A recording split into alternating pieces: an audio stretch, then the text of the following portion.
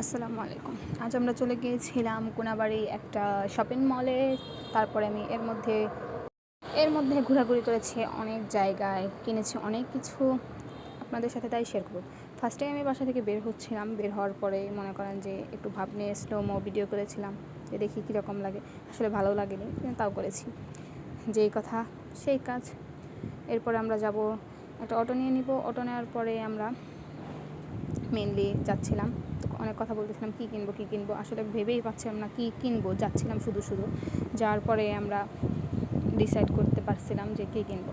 আসলে বের হওয়াটা এরকমই, কারণ যারা বিবাহিতা মেয়েরা আছেন তারা একমাত্র বের হলে, স্বামীর সাথে বের হলেই মাত্র টাকা খরচ করতে পারেন, তা না হলে পারবেন না, এটা মনে রাখেন। স্বামীর ব্যাগ ভাঙানোই মনে করেন যে একমাত্র উদ্দেশ্য স্ত্রীর। অনেক কিছুই দেখতেছিলাম, কিন্তু মেনলি এই সব দোকানে আমার কিচ্ছু পছন্দ হতেছিল না। তো আমার চুরি নিতে বলতেছিল, তো আমার এগুলো কিচ্ছু পছন্দ হচ্ছিল না। দেখতেইছিলাম, আমার মনের মতো দোকান এখনও খুঁজে পাচ্ছিলাম না। মূলত ফার্স্ট টাইম কোনো বাড়িতে আসা, কখনো এর আগে আসা হয়নি। এবার আমি দেখলাম চুরির দোকানে, একটা চুরির দোকানগুলো, কানের জিনিসগুলো অনেক সুন্দর ছিল, তাই এখান থেকে আমি চুরি নিয়েছিলাম, কানের জিনিস নিয়েছিলাম। ভালোই লাগলো। ওমা, এর মধ্যে দাম বেশি বলে দেখে নিব না, দেখে বেটাই বলে পকেটে টাকা থাকলে সব হয়। কি ইনসাল্ট নাই করলো। তারপরে আমি তো নিবই না। পরে আমি চলে গেছিলাম আরেক দোকানে, কারণ আমার একদমই ভালো লাগতেছিল না। তারপরে বারবারই দেখতেছিলাম, কারণ চুড়ির দুটা আর কানের জিনিসটা আমার এতই পছন্দ হয়েছিল যা বলার বাহিরে। আমি বারবার দেখতেছিলাম, শুধু বলতেছিলাম নিব না। তারপরে আমি যখন দাম একদমই ছাড়লো না, তখন আমি আসলে ভাই সত্যি ঠিক করতে পারলাম না। আমার কাছে মনে হলো অনেক বেশি, আমি নিতেই পারবো না। তো আমি নিতে পারবো না বললাম, কিন্তু আমার স্বামী উনি বলতেছিল নাও। আমি এরপরে চলে যাই অন্য দোকানে, কারণ আমার দাম বেশি শুনলে জিনিসপাতি নিতে মন চায় না। পছন্দ হয় ঠিকই, কিন্তু দামের কথা চিন্তা করলে আমার কোনো কিছুই আর পছন্দ হয় না। কিন্তু এবার এখানে এসে আমি অনেকগুলো ক্রাউন দেখতেছিলাম, ক্রাউনগুলো ভালো লাগতেছে। এবার আমি কিছু জিনিসপত্র নিয়েছিলাম এই দোকান থেকে, ক্লিপ, তারপরে হচ্ছে খোপা, তারপরে লিপস্টিক, আর কী যেন নিয়েছিলাম খেয়াল নাই। অনেক কিছু নিয়েছিলাম এই দোকান থেকে। আরও কিছু নেওয়ার চেষ্টা করতেছিলাম যে কিনিব, কিন্তু যে কথা সেই কাজ, আবারও চলে আসলাম সেই আগের দোকানে, কারণ আগের দোকানে বলছিল যে টাকা থাকলে সবই হয়। সহ্য হয়েছিল না, তাই আবার নিতে আসলাম দোকানটাতে। এবার আমরা অন্য একটা দোকানে চলে আসলাম। ওই দোকানে চলে আসার পরে আমরা জিনিস দেখতেছিলাম, কিন্তু আসলে শেড মিলতেছিল না।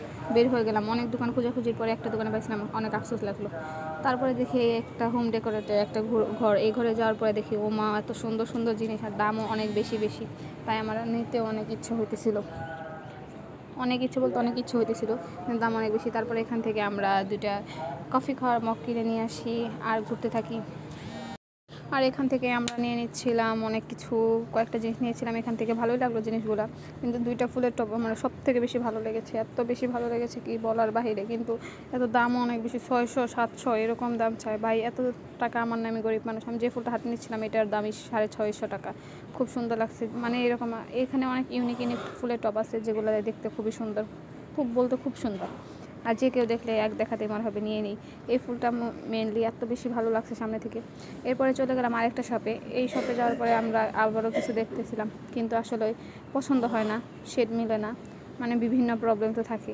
শুধু ঘুরতেছিলাম, 1 ঘন্টার উপরে শুধু ঘোরাঘুরি করতেছিলাম, কিন্তু কোনো জিনিস নিতে পারিনি। এরপরে আমি চলে গেলাম আরেকটা শপে। এই শপে যাওয়ার জন্য আমি শুনলাম যে একটা আপু বললো যে সামনে একটা শপ, ওর নাকি অনেক বেশি ভালো। এই শপটাতে এখন যাব আমি। এই শপটাতে মেনলি আমার এত বেশি ভালো। এই শপটার নাম হচ্ছে সাজুগুজো। এই শপটা অনেক বড়, বলতে অনেক বড়। এখানে বিভিন্ন ধরনের জিনিসপত্র পাওয়া যায়, সব ধরনের মেয়েদের সব ধরনের জিনিসপত্র পাওয়া যায়। মেনলি এখানে নেকলেস আইটেম, যে কোনো ধরনের আইটেম পাওয়া যায়। এখান থেকে আমি নিয়েছিলাম, আমার একটা কসমেটিকের প্যাস্টিক দরকার ছিল, সেটা নিয়েছিলাম, লিপস্টিক, সব কিছু দেখতেছিলাম বারবার করেই। কিন্তু একটুক্ষণ ভিডিও করার পরে আপুরা বললো যে এখানে নাকি মেনলি ভিডিও করা অ্যালাউ না। তারপরে তো ভিডিও ফার্স্ট টাইম বুঝতে পারিনি, করা শেষ কেনাকাটায়। এরপরে আমি চলে গেলাম উপরে সেকেন্ড ফ্লোরে যাওয়ার পরে আমরা আরও কিছু ঘোরাঘুরি করতেছিলাম, কিছু কেনাকাটা ছিল আরও, সেগুলোর জন্য ঘোরাঘুরি করতেছিলাম। এরপর দেখি আমার ওমা, এই মানুষটা মনে হয় আমার জন্যই দাঁড়াইছিল, এইভাবে একটু ভাব নিয়েছিলাম, এই আর কি, আর কিছু না। তারপরে আমি চলে গেলাম আরেক জায়গায়, দেখতেছিলাম শাড়িগুলো দেখে, মেনলি সব যা দেখি তাই পছন্দ হয়। এরপর থেকে আমরা আর কোনো কিছু করিনি, বারবার বলতেছিলাম চলো বাসায় যাই, কারণ এবার যত ঘোরাঘুরি করবো তত জিনিসপত্র পছন্দ হবে, ততই টাকা নষ্ট হবে। আসলে বের হলে মেনলি টাকা খরচ হয়, বাসায় বসে থাকবেন দেখবেন 1 টাকাও নষ্ট হবে না, কিন্তু ঘুরতে যাবেন, বের হতে যাবেন, টাকা নষ্ট হবেই হবে। যদি টাকা নাও থাকে তাও বোধহয় কোথা থেকে টাকা চলে আসে আর টাকাটা খরচ হয়ে যায়। এভাবেই আমরা চলে যাচ্ছিলাম। এবার আমাদের শপিং করা শেষ, আমরা এবার বাসার দিকে রওনা দিব, কারণ বাসায় তো যেতে হবে। রাত তখন বাজে 9টা। এর মধ্যে আমরা ঘুরতেই ছিলাম, কিন্তু কিনেছি অল্প জিনিস। আল্লাহ হাফেজ।